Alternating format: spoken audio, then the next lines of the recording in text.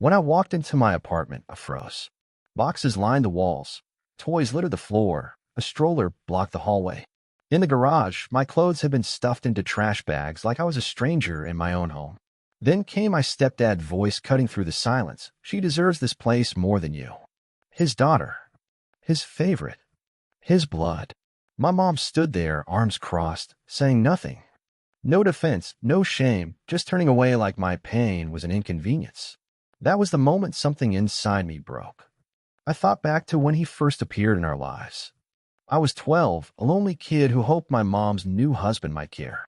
At first, he seemed kind, smiles, ice cream, questions about school. I thought he was trying.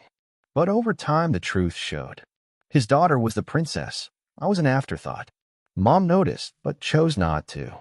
I learned to survive by shrinking, study, work, pay bills, stay quiet.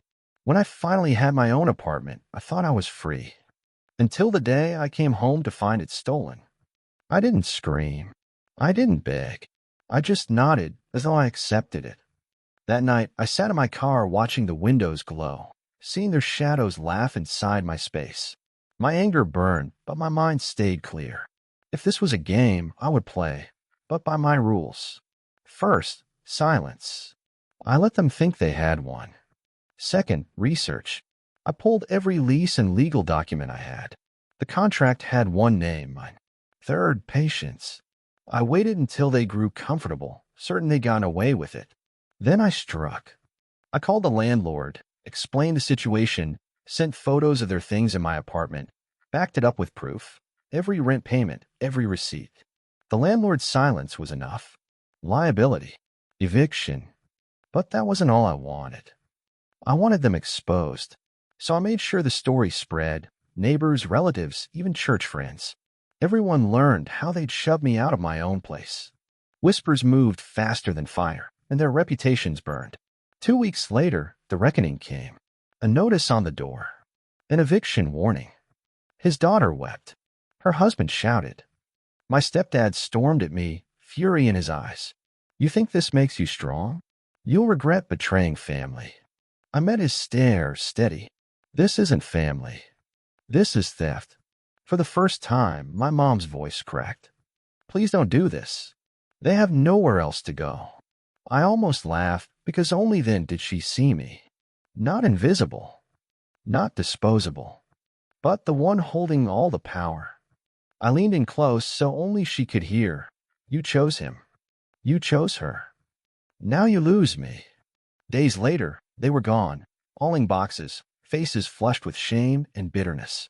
My stepdad cursed under his breath. My mom couldn't look at me.